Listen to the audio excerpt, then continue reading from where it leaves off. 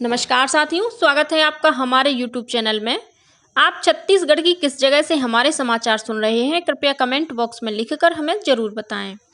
रायपुर से प्रस्तुत हैं छत्तीसगढ़ के प्रादेशिक समाचारों के साथ में रजनी शुक्ला। पहले मुख्य समाचार। प्रदेश के स्कूली विद्यार्थियों को अब ख्याति प्राप्त प्रशिक्षण संस्थानों से इंजीनियरिंग और मेडिकल प्रतियोगी परीक्षाओं की कोचिंग दी जाएगी। 25 सितंबर से शुरू होगी स्वामी आत्मानंद कोचिंग योजना।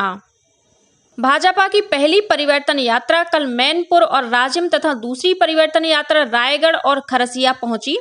यात्रा में केंद्रीय मंत्री कृष्णपाल गुर्जर, राज्य मंत्री अन्नपूर्णा देवी, भानु प्रताप वर्मा और रामेश्वर तेली हुए शामिल।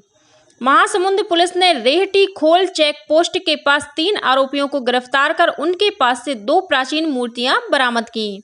और प्रधानमंत्री नरेंद्र मोदी आज सुबह 11 बजे आकाशवाणी पर मन की बात कार्यक्रम में देश विदेश के लोगों के साथ अपने विचार साझा करेंगे। अब समाचार विस्तार से। प्रदेश के स्कूली विद्यार्थियों को अब ख्याति प्राप्त प्रशिक्षण संस्थानों से इंजीनियरिंग और मेडिकल प्रतियोगी परीक्षाओं की कोचिंग दी जाएगी। इसके लिए राज्य सरकार द्वारा आगामी 25 सितंबर से स्वामी आत्मानंद कोचिंग योजना शुरू की जा रही है। इस योजना के तहत प्रदेश के 146 विकासखंड मुख्यालयों में बीआरसीसी केंद्र या इसके नजदीक हायर सेकेंडरी स्कूलों में ऑनलाइन अध्ययन की व्यवस्था होगी। इसके अलावा रायपुर, दुर्ग, बिलासपुर और कोरबा में शहरी स्रोत केंद्र संचालित किए जाएंगे। कोचिंग राज्य शैक्षिक अनुसंधान और प्रशिक्षण परिषद के माध्यम से छत्तीसगढ़ पाठ्य पुस्तक निगम से चयनित संस्था द्वारा प्रदान की जाएगी। इस संबंध में स्कूल शिक्षा विभाग ने सभी कलेक्टरों और जिला शिक्षा अधिकारियों को आवश्यक कार्यवाही सुनिश्चित करने के निर्देश दिए हैं। मुख्यमंत्री भूपेश बघेल की घोषणा के अनुरूप आगामी 25 सितंबर से स्वामी आत्मानंद कोचिंग की शुरुआत हो जाएगी। सरकारी स्कूल में पढ़ने वाले 12वीं के अध्ययनरत छात्रों को छत्तीसगढ़ सरकार की तरफ से जेईई नीट के लिए मुफ्त कोचिंग दी जाएगी। इस कोचिंग में 60% या उससे अधिक के साथ 10वीं उत्तीर्ण होने वाले विद्यार्थियों को प्रवेश दिया जाएगा। साथ ही अभ्यर्थी को शासकीय विद्यालयों में 12वीं का नियमित विद्यार्थी होना चाहिए। जीव विज्ञान तथा गणित संकाय के विद्यार्थी ही इसके लिए पात्र माने जाएंगे। मुख्यमंत्री भूपेश बघेल आज कोंडागांव जिले के प्रवास पर रहेंगे। इस दौरान वे नवनिर्मित बस स्टैंड, सेंट्रल लाइब्रेरी, आदिवासी विकास भवन सहित विभिन्न कार्यों का लोकार्पण करेंगे। वे जिलावासियों के लिए 404 करोड़ रुपए के 6108 विकास कार्यों का लोकार्पण और शिलान्यास करेंगे। मुख्यमंत्री कार्यक्रम में राज्य शासन की योजनाओं के तहत हितग्राहियों को 13.5 करोड़ रुपए की राशि तथा 246 युवाओं को नियुक्ति पत्र प्रदान करेंगे। प्रदेश में स्कूली शिक्षा में गुणवत्ता सुधार के लिए चौक परियोजना को विश्व बैंक और केंद्र सरकार से स्वीकृति मिल गई है। इस परियोजना के दस्तावेजों पर कल विश्व बैंक, केंद्र और छत्तीसगढ़ सरकार द्वारा हस्ताक्षर किए गए। इसके अंतर्गत राज्य शासन द्वारा पहले चरण में 400 करोड़ रुपए का प्रावधान किया गया है। इस परियोजना के माध्यम से अगले 5 वर्षों में विश्व बैंक द्वारा लगभग 2500 करोड़ रुपए की सहायता प्राप्त होगी। प्रधानमंत्री नरेंद्र मोदी ने विधि व्यवस्था से जुड़े विशेषज्ञों से ऐसी वैश्विक कानूनी प्रक्रिया तैयार करने का आह्वान किया है जिसमें साइबर आतंकवाद और धन शोधन जैसी गतिविधियां से निपटा जा सके। कल नई दिल्ली में 2 दिवसीय अंतर्राष्ट्रीय अधिवक्ता सम्मेलन का उद्घाटन करते हुए प्रधानमंत्री ने कहा कि साइबर अपराध, धन शोधन तथा कृत्रिम बुद्धिमत्ता के दुरुपयोग से निपटने के लिए वैश्विक व्यवस्था तैयार करना जरूरी हो गया है। श्री मोदी ने कहा कि केवल एक सरकार ऐसा नहीं कर सकती और इसके लिए विभिन्न देशों के कानूनी प्रणालियों को मिलकर काम करना होगा। उन्होंने कहा कि जब खतरा वैश्विक हो तो उससे निपटने के तरीके भी वैश्विक होने चाहिए। सम्मेलन का उद्देश्य राष्ट्रीय और अंतर्राष्ट्रीय महत्व के कानूनी पहलुओं पर सार्थक संवाद का मंच प्रदान करना है। भारतीय जनता पार्टी द्वारा दंतेवाड़ा से शुरू की गई पहली परिवर्तन यात्रा कल गरियाबंद जिले के मैनपुर पहुंची। सांसद चुन्नीलाल साहू सहित पार्टी के पदाधिकारियों और कार्यकर्ताओं ने इस यात्रा का स्वागत किया। इस परिवर्तन यात्रा में भाजपा के प्रदेश अध्यक्ष अरुण साव शामिल हुए। सभा को संबोधित करते हुए श्री साव ने आरोप लगाया कि राज्य की कांग्रेस सरकार भ्रष्टाचार और घोटालों में लिप्त है। राज्य सरकार ने जनता के हित में विकास का एक भी काम नहीं किया है। वहीं महिलाओं की सुरक्षा के मामले में भी राज्य सरकार पूरी तरह से विफल रही है। आम सभा को संबोधित करते हुए केंद्रीय मंत्री कृष्णपाल गुर्जर ने राज्य सरकार पर वादाखिलाफी करने का आरोप लगाते हुए कहा कि छत्तीसगढ़ में बेरोजगारी के साथ ही आपराधिक घटनाएं लगातार बढ़ रही हैं। वहीं केंद्रीय राज्य मंत्री अन्नपूर्णा देवी ने कहा कि छत्तीसगढ़ में महिलाओं के खिलाफ होने वाली घटनाओं में वृद्धि हुई है। उन्होंने आरोप लगाया कि कांग्रेस सरकार महिलाओं के हितों की अनदेखी कर रही है। वहीं केंद्र की नरेंद्र मोदी सरकार ने संसद से नारी शक्ति बंधन अधिनियम पास कराकर महिलाओं को उनका हक देने का काम किया है। इसी तरह केंद्रीय राज्य मंत्री भानु प्रताप वर्मा ने आरोप लगाया कि छत्तीसगढ़ सरकार केंद्रीय योजनाओं का लाभ प्रदेश की जनता तक पहुंचने नहीं दे रही है। मैनपुर से होते हुए यह परिवर्तन यात्रा राज्य में पहुंची, जहां लोगों द्वारा स्वागत किया गया। इससे पहले यह परिवर्तन यात्रा दुर्ग जिले के पाटन पहुंची। सभा को संबोधित करते हुए सांसद विजय बघेल ने राज्य की कांग्रेस सरकार पर महिलाओं और युवाओं के साथ छल करने का आरोप लगाया। वहीं जसपुर से शुरू हुई दूसरी परिवर्तन यात्रा कल रायगढ़ पहुंची। परिवर्तन यात्रा में नेता प्रतिपक्ष नारायण चंदेल शामिल हुए।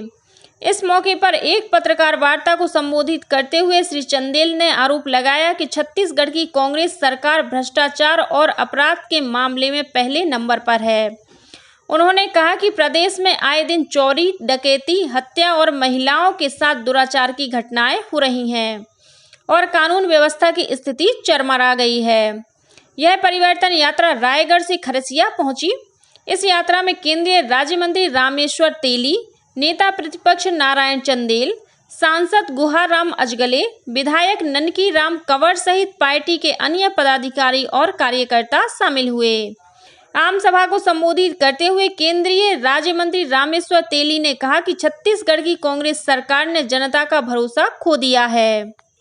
संसद द्वारा लोकसभा और राज्य विधानसभाओं में महिलाओं के लिए 1/3 आरक्षण से संबंधित संशोधन विधेयक पारित होने का देश भर में स्वागत किया जा रहा है। बिलासपुर लोकसभा क्षेत्र के सांसद और भाजपा के प्रदेश अध्यक्ष अरुण साव ने कहा है कि नारी शक्ति बंधन अधिनियम प्रधानमंत्री नरेंद्र मोदी के निर्णायक नेतृत्व से संभव हो पाया है। इस विधेयक के पारित होने से देश भर में महिलाएं उत्सव मना रही हैं। उन्होंने आरोप लगाया कि कांग्रेस ने इस विधेयक को लंबे समय से लटकाए रखा था। महासमुंद जिले में सिंघोड़ा पुलिस और साइबर सेल की टीम ने रेहटी खोल चेक पोस्ट के पास प्राचीन कालीन मूर्तियों की तस्करी के मामले में 3 आरोपियों को गिरफ्तार किया है। इनके पास से बौद्ध धर्म से जुड़ी 2 प्राचीन मूर्तियां बरामद की गई हैं, जिनकी अनुमानित कीमत करीब 2.5 करोड़ रुपए बताई गई है। बरामद की गई मूर्तियां 10वीं-11वीं सदी की होने की पुष्टि पुरातत्व विभाग ने की है। मिली जानकारी के मुताबिक आरोपी इन मूर्तियों को ओडिशा के अंगुल जिले के मंदिर से चुराकर एक कार से महासमुंद की ओर आ रहे थे। इसी दौरान रेहटी खोल चेक पोस्ट के पास पुलिस द्वारा वाहनों की जांच को देखकर आरोपी वाहन को छोड़कर भागने लगे, जिन्हें पुलिस की टीम ने घेराबंदी कर पकड़ लिया। वहीं एक अन्य आरोपी फरार है। प्रधानमंत्री नरेंद्र मोदी आज सुबह 11 बजे आकाशवाणी पर मन की बात कार्यक्रम में देश विदेश के लोगों के साथ अपने विचार साझा करेंगे। यह मासिक रेडियो कार्यक्रम की 105वीं कड़ी होगी। यह कार्यक्रम आकाशवाणी और दूरदर्शन के समूचे नेटवर्क पर प्रसारित किया जाएगा। इसके साथ ही यह आकाशवाणी वेबसाइट तथा news on AIR mobile app पर भी उपलब्ध होगा। मन की बात कार्यक्रम का आकाशवाणी, दूरदर्शन समाचार, प्रधानमंत्री कार्यालय और सूचना और तथा प्रसारण मंत्रालय के YouTube चैनलों पर भी सीधा प्रसारण होगा। हिंदी के प्रसारण के तुरंत बाद यह कार्यक्रम क्षेत्रीय भाषाओं में भी प्रसारित किया जाएगा। भारतीय डाक विभाग बिलासपुर प्रक्षेत्र द्वारा कल डाक सामुदायिक विकास कार्यक्रम का आयोजन किया गया। इसमें आम लोगों को डाक से जुड़ी विभिन्न योजनाओं की जानकारी दी गई। साथ ही डाक सेवाओं के उपयोगकर्ताओं से डाक सेवाओं को और बेहतर करने के लिए फीडबैक लिया गया। कार्यक्रम में पूर्व मंत्री अमर अग्रवाल ने कहा कि भारतीय डाक के साथ केंद्र सरकार की विश्वसनीयता जुड़ी है। नेहरू युवा केंद्र रायपुर द्वारा आज़ादी के अमृत महोत्सव के समापन कार्यक्रम के तहत मेरी माटी मेरा देश कार्यक्रम का आयोजन किया जा रहा है। इस दौरान नेहरू युवा केंद्र के स्वयंसेवक गांव में घर घर जाकर लोगों से एक मुट्ठी मिट्टी और चावल ले रहे हैं। साथ ही कलश यात्रा भी निकाली जा रही है। इस कार्यक्रम का उद्देश्य घरों से मिट्टी एकत्रित कर नई दिल्ली ले आना है, जहां कर्तव्य पथ पर अमृत वाटिका बनाई जाएगी, जिसमें इस मिट्टी का उपयोग किया जाएगा। छत्तीसगढ़ राज्य अक्षय ऊर्जा विकास अभिकरण क्रेडा को ऊर्जा संरक्षण के क्षेत्र में राष्ट्रीय स्तर पर सर्वश्रेष्ठ प्रदर्शन के लिए स्टार परफॉर्मेंस अवार्ड से पुरस्कृत किया गया है। Society of energy engineers and managers SEEM द्वारा नई दिल्ली में आयोजित 8वें नेशनल एनर्जी मैनेजमेंट अवार्ड समारोह में यह सम्मान दिया गया। मुख्यमंत्री भूपेश बघेल ने इस पुरस्कार के लिए क्रेडा की टीम और प्रदेशवासियों को बधाई दी है। भारतीय रिपब्लिक पार्टी आरपीआई के राष्ट्रीय अध्यक्ष प्रकाश अंबेडकर ने कहा है कि उनकी पार्टी छत्तीसगढ़ में आगामी विधानसभा चुनाव में सभी 90 सीटों पर अपने उम्मीदवार खड़ा करेगी। रायपुर में पत्रकार वार्ता को संबोधित करते हुए श्री अंबेडकर ने कहा कि छत्तीसगढ़ संयुक्त मोर्चा बनाकर उनकी पार्टी पिछड़े, आदिवासी और दलित वर्ग के लोगों के लिए कार्य करना चाहती है। और अब कुछ अन्य खबरें संक्षेप में। राज्य शासन ने प्रदेश के 24 आत्मानंद स्कूलों के लिए 1291 पदों की स्वीकृति प्रदान की है। जांजगीर चांपा जिले के अकलतरा में जनता कांग्रेस छत्तीसगढ़ द्वारा कार्यकर्ता सम्मेलन का आयोजन किया गया। इस अवसर पर पार्टी के प्रदेश अध्यक्ष अमित जोगी ने पार्टी के शपथ पत्र के तहत 10 कदम वादे की जानकारी दी।